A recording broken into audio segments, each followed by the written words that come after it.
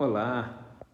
Questão de alguns dias eu prometi para vocês uma postagem, um vídeo, o que é que seja, sobre os principais textos para se compreender Freud, para se ler Freud, para começar os estudos de psicanálise. E hoje eu estou trazendo, eu vou trazer 10 textos mais um sobre Freud, a importância, os textos importantes de Freud. Eu me chamo Rodrigo, sou criador do canal Cavaleiro das Letras, e onde quer que você esteja assistindo esse vídeo, que você possa curtir, possa comentar, possa compartilhar esse conteúdo a quem você acredite que possa fazer diferença. Bem, a minha análise sobre os principais textos é mais para o público leigo ou para quem está começando na psicanálise, Então, vão ficar muitos textos sem serem citados. Resumir a obra do Freud em 11 textos é muito difícil, porque a obra do Freud é muito ampla, mas eu tentei trabalhar em cima da questão do que você precisa para dar os primeiros passos para compreender Freud. Ou seja, eu fui nos seus principais pontos teóricos e, a partir daí, quais são os textos que subsidiam esses pontos teóricos. Então, o primeiro texto do Freud é Estudo sobre a Histeria, de 1895.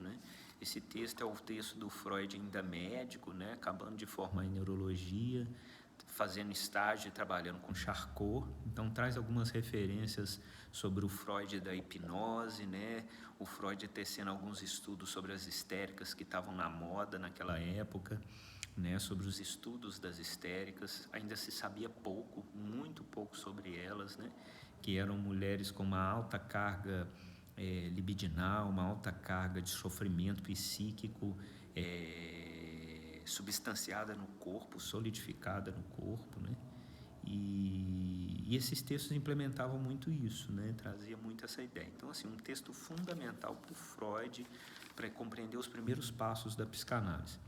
O outro texto importante é a Interpretação dos Sonhos, de 1900, alguns vão falar que é 1899, sobretudo o capítulo 6, que trata do inconsciente. O texto todo é fantástico, na verdade não é nem um texto, é um livro, mas o capítulo 6 é essencial para a obra freudiana, Então, quem tiver a oportunidade, leia, porque esse livro é fundamental para se entender as instâncias psíquicas. Na época, o livro não foi muito bem recebido, isso na época até deu uma desanimada no Freud, mas de forma geral esse livro foi pegar depois de uns 5 anos, que a comunidade científica foi prestar atenção nele de fato. O terceiro texto que eu indico é 3 ensaios sobre a teoria da sexualidade, de 1905, onde Freud vai tecer principais ideias a respeito do complexo de Édipo, da formação da sexualidade na infância, entre as diferenças entre o menino e a menina. E esse texto foi um dos que causou mais pavor na sociedade da época, do Freud, porque ele trata a questão de que a criança tem sexualidade. A criança tem pulsão sexual, sim.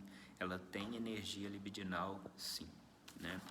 O quarto texto, mas não menos importante, Totem e Tabu, de 1913, um dos principais textos culturais do Freud, onde ele vai fazer a análise da formação da sociedade, como a sociedade se forma, carregada na culpa, no recalque, na culpa originária de matar o pai da horda, e todos os reflexos que isso vai trazer para a sociedade e para a contemporaneidade.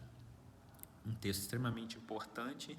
Hoje em dia é um texto que traz muitos diálogos com outras ciências, e muitos filósofos, muitos psicanalistas já teceram questões a respeito de Totem e Tabu. Ele é um texto essencial para a obra freudiana. O quinto texto é Introdução ao Narcisismo, de 1914, também um texto fundamental, porque o Freud vai trazer o conceito de narcisismo primário, narcisismo secundário. É neste texto que o Freud vai elaborar a questão da alteridade, da importância do outro para a construção de cada um como sujeito, como que eu preciso do outro para me estabelecer como sujeito do desejo, né? E por isso é um texto fundamental, né? O próximo texto, A Pulsão e Seus Destinos, de 1915, a depender da tradução, Instinto e as Suas Vicissitudes, uma tradução errada, mas existe esse título na tradução, e onde o Freud vai tecer ideias sobre os destinos da pulsão, né? E vai tecer algumas ideias sobre pulsão de morte, pulsão de vida e por aí vai. Um conceito extremamente importante. A obra freudiana muda totalmente com o conceito de pulsão, né? Ele reconstrói uma série de questões quando ele pensa e solidifica o conceito de pulsão, né? O próximo texto, Psicologia das Massas e Análise do Eu, de 1923, um dos textos mais importantes do Freud. Logo depois do fim da Primeira Guerra Mundial, o Freud vai pensar sobre o fascismo e o sujeito no grupo, o sujeito na massa, né? Como formam as massas, por que as massas se formam, são coesas, ganham coesão. Então é um texto fundamental para entender o Freud da cultura, né? Um outro texto muito importante é O Ego e o Id, de 1923, né?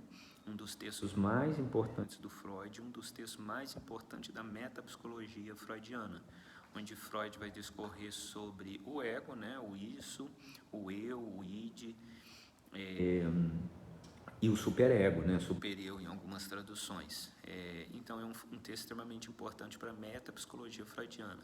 Não é um texto simples, mas um texto extremamente essencial.